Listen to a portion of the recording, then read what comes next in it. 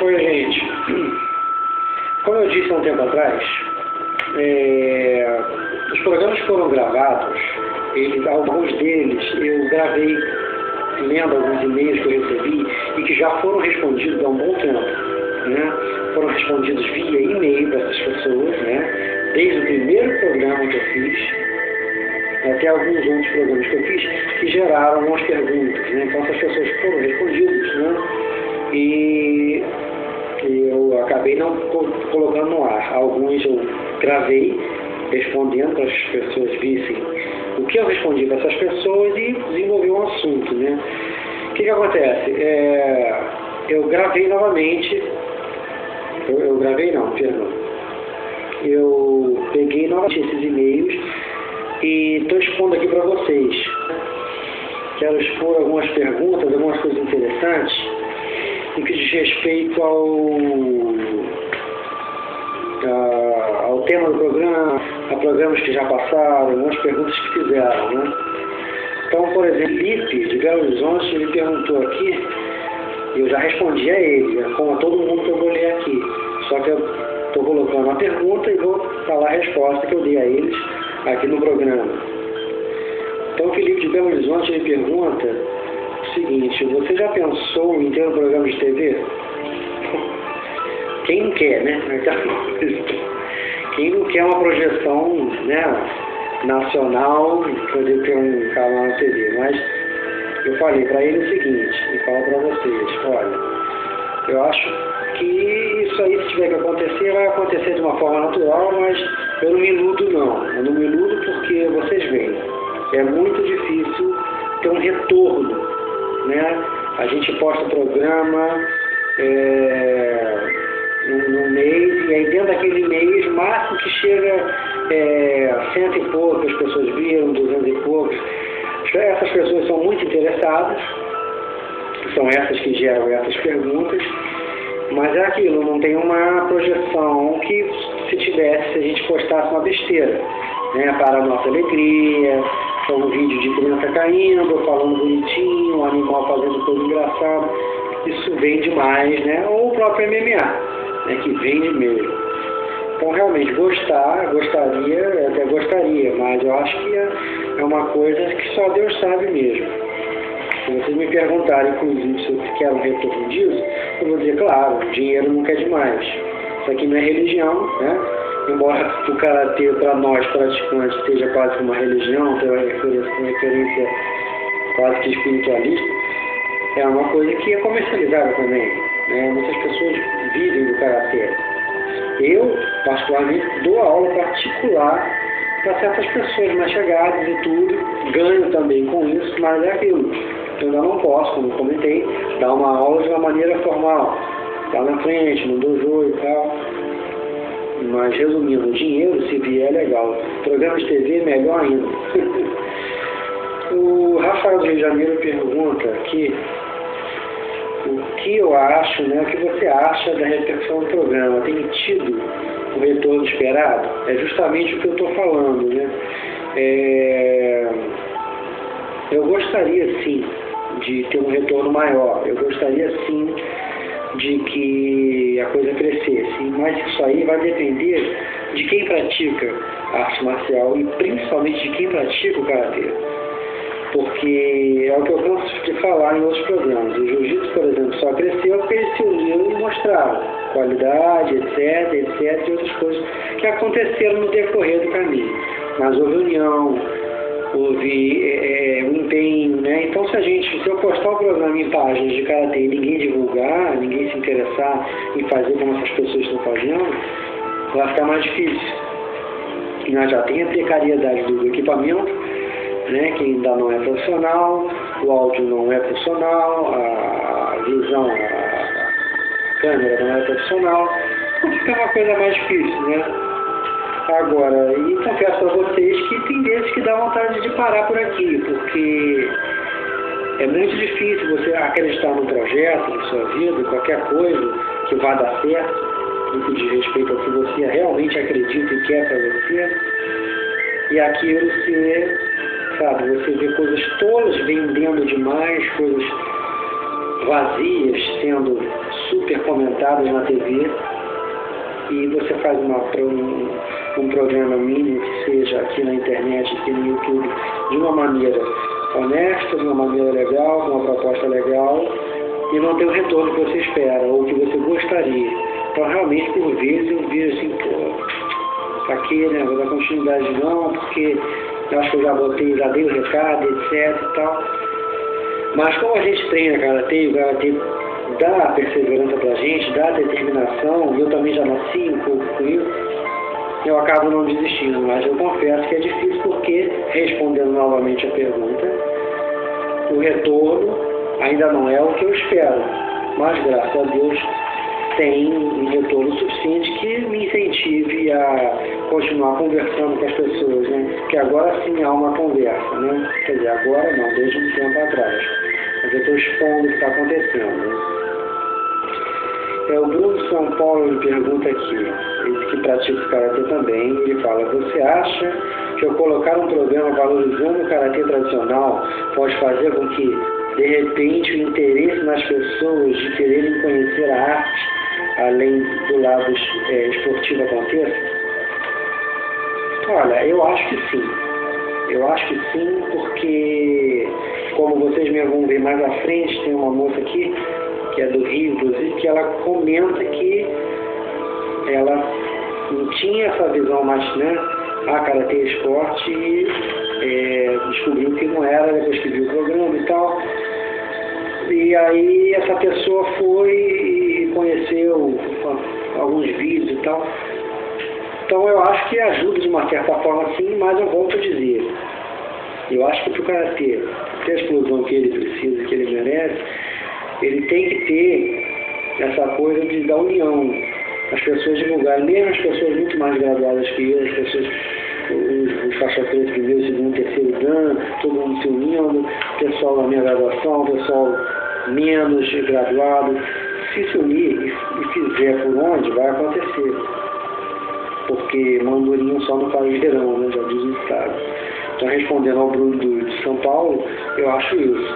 Eu acho que pode ter uma repercussão positiva no que se diz respeito ao karatê do arte marcial. Ser projetado, né? E não só o lado esportivo. Eu acredito sim que é uma ajuda, é um auxílio, se bem usado e bem divulgado nas pessoas. A menina aqui que eu falei em questão é a Nicole, do Rio de Janeiro, né? Ela comentou e pergunta aqui, né?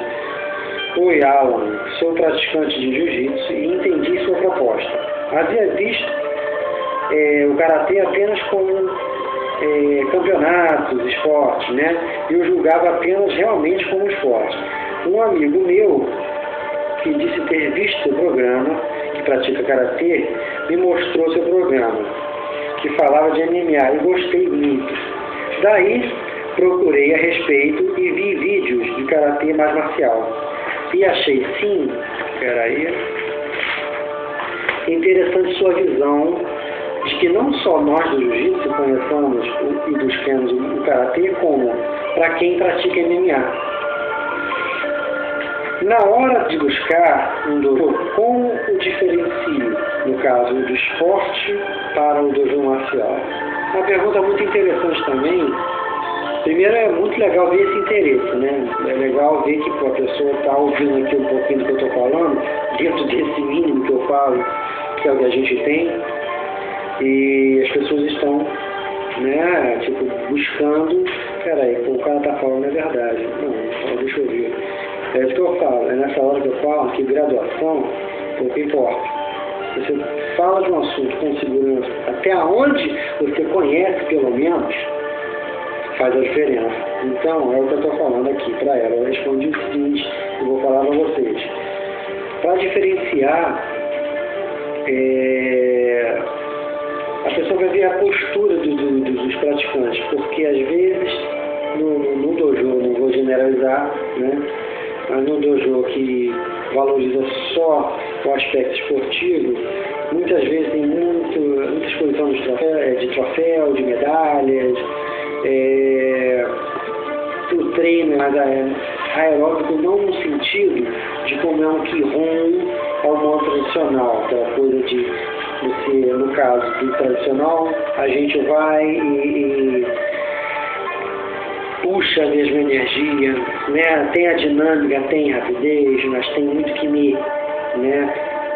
O que eu falo de aeróbico, do pessoal de karatê campeonato, que é o que ela não quer, é uma coisa mais, muito que a gente chama de, algumas pessoas chamam de step, né? De ficar saltitando um pouquinho, né? É uma coisa mais solta, não é uma coisa tão enraizada, né? Não é uma coisa mais, como é que eu vou falar, mais, eu não vou dizer plantada no chão, mas é uma coisa mais, você sente a firmeza nas bases, você vê a postura, respeito muito, é muito mais, sabe? Tem uns detalhes que fazem diferença, né? O quadro, né? Do mestre Gishin Funakoshi, no caso, foi Shotokan-ryu, o mestre Miyagi foi Goju-ryu, que acaba sendo mais raro aqui no Rio, a gente vê, mas também tem. Eu acho que os detalhes, pesquisar, perguntar ao professor qual é a linha, isso é legal, né? Então eu acho que essa busca para ela, que é do jiu-jitsu, para qualquer outra pessoa, como já falei no programa, né, em outros programas, é muito mais interessante do que buscar apenas o Muay Thai, né? Que é bom, mas vai contar sempre com a joelhada, com o cotovelo, os punhos boxeados, né?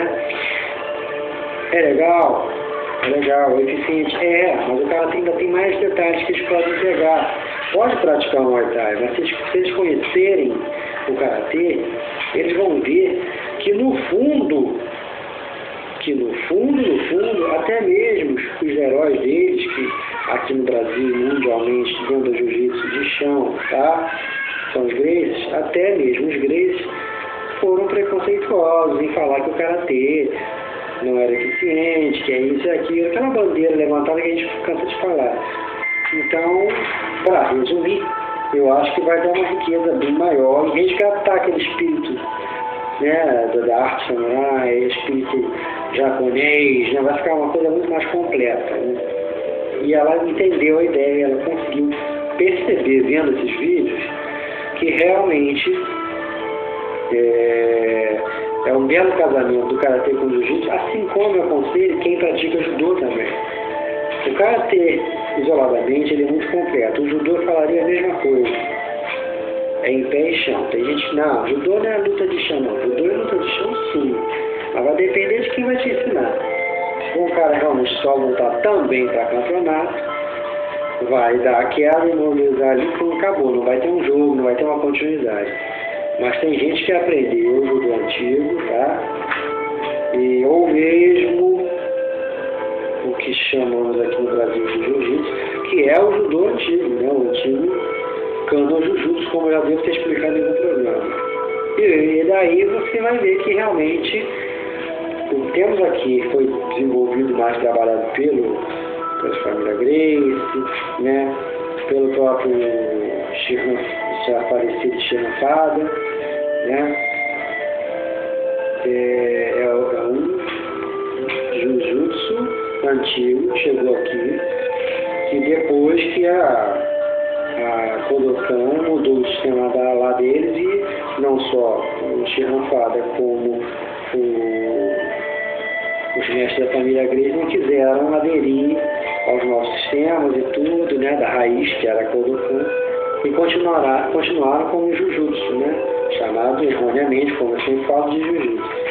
Mas se você pega esse conhecimento, né, do judô, como eu estava falando, assim como falei do Jiu-Jitsu feminino, ela captou, você pega os dois, funde com o Karatê, fica imbatível, fica difícil. Se você pega os três, então, não vou nem falar, né, Karatê, Judô e Jiu-Jitsu, vai ficar complicado aí para quem te enfrentar, né. A última pergunta aqui, no caso de hoje, né, o Lauro, veio lá de Juiz de Fora, tem até um amigo e irmão que mora lá, o Eduardo, que é o cara que trabalha para mim no blog, né, ele posta no ar, inclusive quero dar até uma satisfação para algumas pessoas que estão querendo conferir entrevistas, e o próprio Sensei Maurício contando que eu já falei com ele, já dei uma satisfação, não custa nada falar aqui.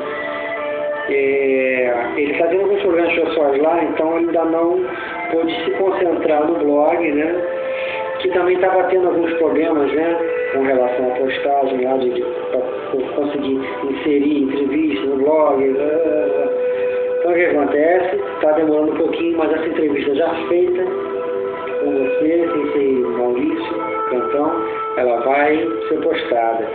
E, gente, vale a pena falar que foi uma das melhores entrevistas no que diz respeito quando a gente entra nessa área das artes marciais modernas, de MMA. O Sensei Maurício Cantão, ele tem uma visão extremamente parecida com a minha, né, e com a do pessoal do Karatê tradicional, né, no que diz respeito a essa visão nova de que MMA é tudo de bom, etc. Então, para quem compartilha dessa visão antiga, dessa visão de como são as coisas mesmo, vai gostar dessa entrevista. Ele é muito sincero, ele conta uma experiência pessoal. A entrevista é muito boa e eu pretendo até continuar depois, amanhã ou depois, colocar ele aqui no ar, falando, porque vale muito a pena. Ele é sensei de Kyokushin, ele é terceiro dan, ele é muito legal, gente fina, muito competente também. Então lá o Juiz de Fora, ele comentou aqui, acho o Karatê muito complexo, como você mesmo disse, mas nem por isso ruim ou inferior. Pratico Muay Thai e realmente a maioria dos meus amigos tem uma visão preconceituosa sobre o Karatê. Eles acham ineficiente e não como você coloca, né? Pelo que eu, no caso, falo para ele, falo para as pessoas, e ele viu no programa, os amigos dele não veem dessa forma, embora não tenham visto o programa. Ele pergunta aqui, o que você tem a dizer, Alan? Bom, a única coisa que eu posso falar para os seus amigos, né, que não conhecem o Karatê, e até vejo para você que não tem a mesma visão que eles, preconceituosas ou acha arte limitada, coisa assim, é que a geração atual, isso eu vou falar, independente de graduação novamente, mas a geração atual não teve a oportunidade que a minha geração, eu estou com 34 anos, de conhecer as artes marciais com mais respeito, conhecer as artes marciais com mais tradições, com filosofia embutida nelas. Ficou tudo muito superficial, ficou tudo muito, cada vez mais distante até que sumisse, né? E eu acabo sendo obrigado a tocar em assuntos polêmicos dentro da estrutura do Karatê-Do, dentro do universo das artes marciais, que muitas pessoas pulam essa parte, não tocam nesses assuntos. E o que eu posso falar é que quem não conheceu o que eu pude conhecer e que gente que veio antes de mim conheceu, não tem culpa do tipo de trabalho que a mídia tem feito, do tipo de trabalho que muitos dos professores dessas pessoas têm feito. Eu já falei aqui em outro programa que às vezes tem uma roda de amigos e essa roda de amigos, um pratica judô, outro jiu-jitsu, outro muay thai, outro capoeira, né? Quando tem alguém de karatê, de kung fu, esse pessoal, esses praticantes, nem sempre são tão respeitados tão quanto aqueles outros. Hoje em dia tem um pouco mais o pessoal do karatê em função, tá, do trabalho do sensei Lyoto Machida. Só que é o seguinte, se não houvesse Lyoto Machida ali dentro, a arte do karatê não ia servir, não ia prestar. Esse é que é o problema. Se você entra num ambiente que é aclamado pela mídia, e se você entra num ambiente que é referência em termos de artes marciais para o grande público leigo, tá? E para grandes profissionais que trabalham com aquilo,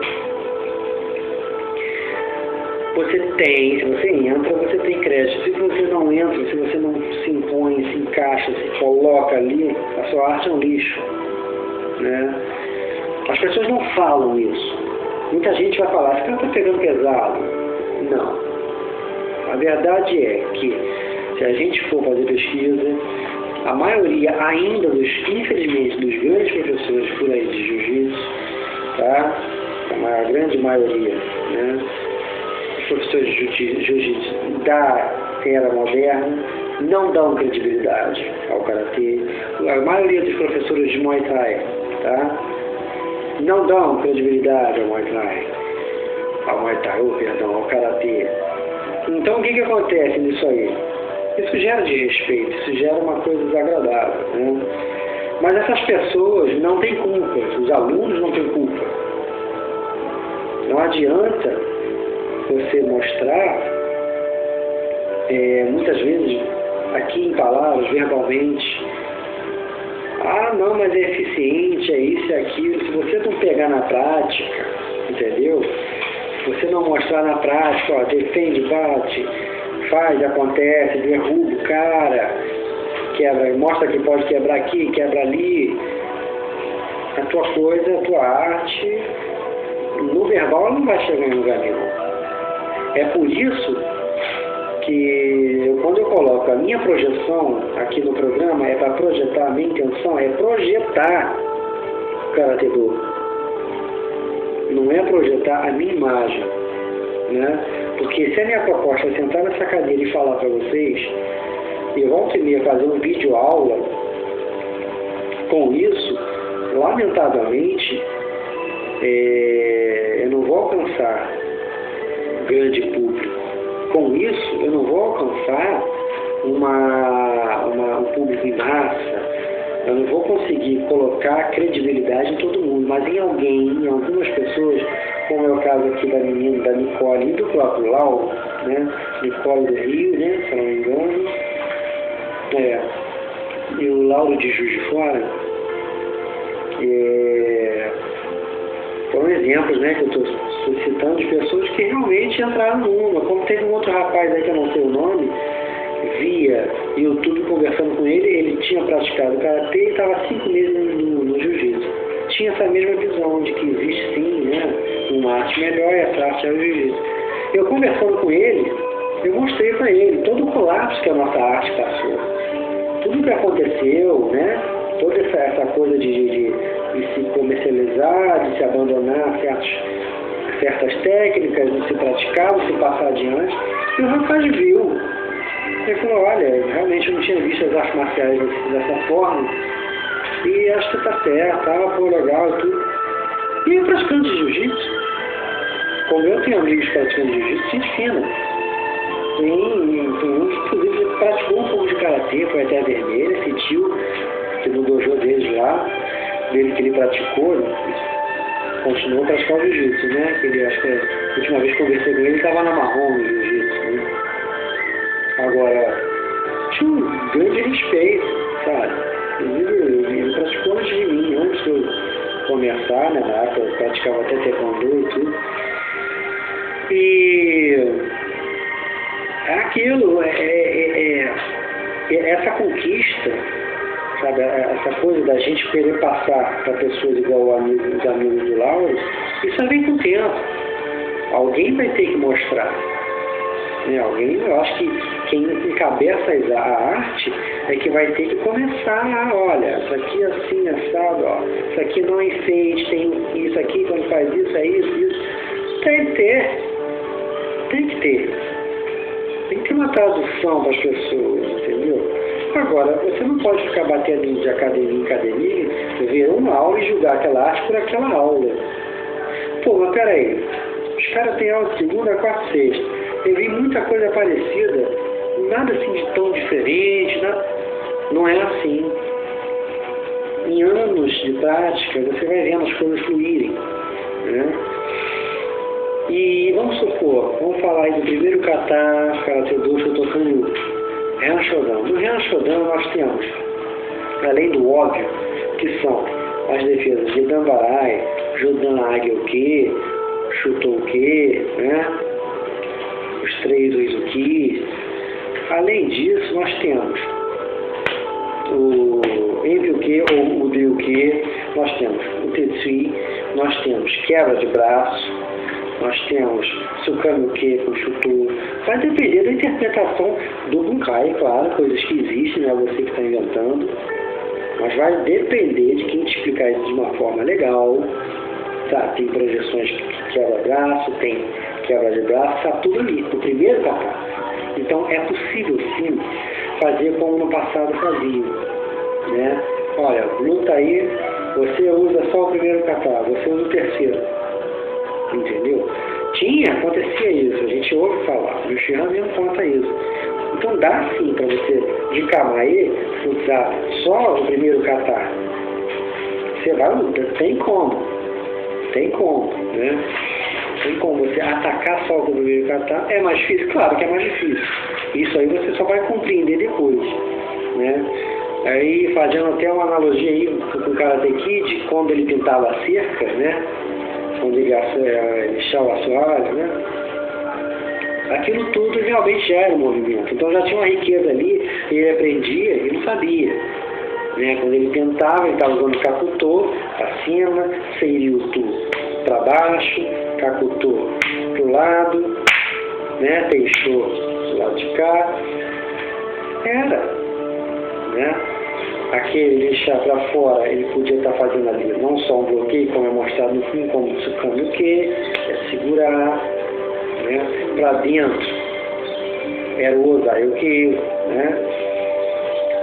Então, gente, é a mesma coisa. Isso ali, o Karate Kid, inclusive, para quem não sabe, ele é mais trabalhado em cima do Goju-Ryu, né? Do Shitoryu, pela praia ali.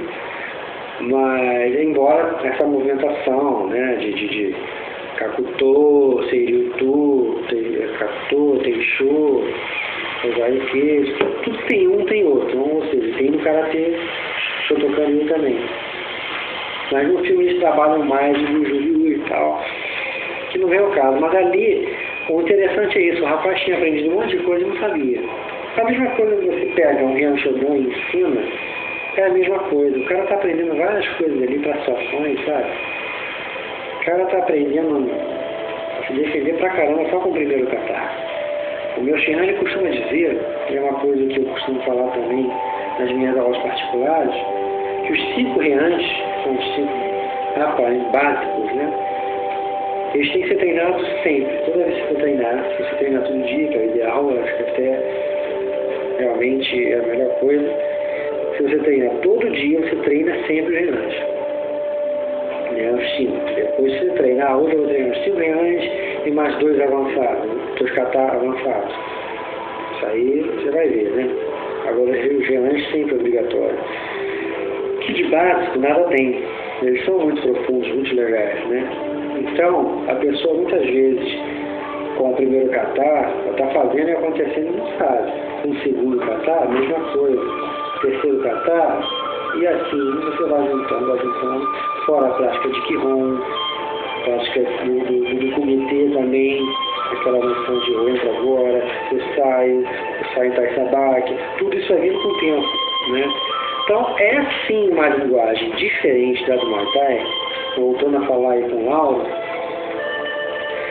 né, para ele falar com os amigos dele, é sim uma visão diferente, mais particular, mais japonesa, né, assim como o Kung Fu tem uma visão chinesa, né, mas nem por isso é impossível da gente pegar. Se fosse assim, eu não estaria no Karatê do aos anos que eu estou. Se fosse assim, os grandes mestres brasileiros não teriam chegado ao nível que chegaram, tão bons quanto e até melhores do que os japoneses. Então isso deve ser levado em conta, sabe? Vamos parar para pensar nisso. Então, gente, eu acredito que, de repente, por mais que esse programa esteja sendo produzido dessa maneira amadora, por mais que esse programa não tenha o retorno que todos nós gostaríamos, quem está curtindo, né? Por mais que ele não esteja no TV, como o rapaz que perguntou se eu gostaria, eu acho que já é uma peça fundamental, é alguém fazendo alguma coisa, é alguém dando um pequeno passo, né? E ajudando a dar passos. né? Por exemplo, saindo um pouco do karatê e indo para as artes chinesas, o Tai Chi Chuan. O Tai Chi Chuan é uma arte marcial eficiente também. É possível vocês acharem que ele é dividido, ele tem vários estilos, né? Veio o estilo Shen, que é o primeiro, que é considerado o mais marcial de todos. Veio o Yang, né, que inclusive meu pai estudou, me mostrava, quando eu era mais jovem, me mostrava a eficiência, eu achava além de muito bonito, muito legal. E o estilo Wu, os três principais digamos, que vieram, né? Porque parece que tem outros e tudo. E nós aqui do Rio de Janeiro temos até o mestre Gu Fengli, né? Ele dá aula do Tai Chi Chuan, Aquatang, não sei se... Parece que ele dá aula do Tai Chi da família dele, o arte marcial da família dele. O cara é muito bom também, esse mestre. Conhece a estrutura interna, né? Aquela linguagem meio do Refini, né? Do Potaquá, aquela coisa interna, né? Muito legal. Então, o Tai Chi, por exemplo, ele foi mal divulgado. Eu soube de um caso que eu estou falando marcialmente, eu soube de um caso de um professor que foi embora do Rio. Ele compreendeu, queria trabalhar a cor com ele, mas ninguém, sabe, queria. As pessoas, lamentavelmente, acabam criando um certo preconceito. Não, tem que ser assim. E aí complica, né, gente? Aí complica. Porque a coisa é muito mais rica, né? E aí, de repente, ele vai, quer passar e as pessoas só querem lado terapêutico, lado mais suave. Complica, né? Então, gente, vamos tentar abrir essa mentalidade. Eu pretendo no próximo programa falar um pouquinho de outras artes marciais, como o Aikido, acho legal, né? Não é porque o programa de Karatê-Do que nós não venhamos a estudar um panorama geral, né? Eu acho que é uma maneira da gente se enriquecer e crescer, né? Porque é o que eu sempre falo, estudar é preciso e nunca é demais, né? Ainda mais uma coisa que a gente ama e que tanto acrescenta, né? E a partir do momento que a gente estuda o dos outros, ainda que superficialmente, a gente entende mais o nosso. E daí, nós nos transformamos em intelectuais das artes marciais. Já dizia Musashi, Miyamoto Musashi, o samurai mais famoso do Japão, a pena e a espada devem andar lado a lado. O guerreiro e o lado intelectual do guerreiro. Vale a pena pensar nisso. Ouça.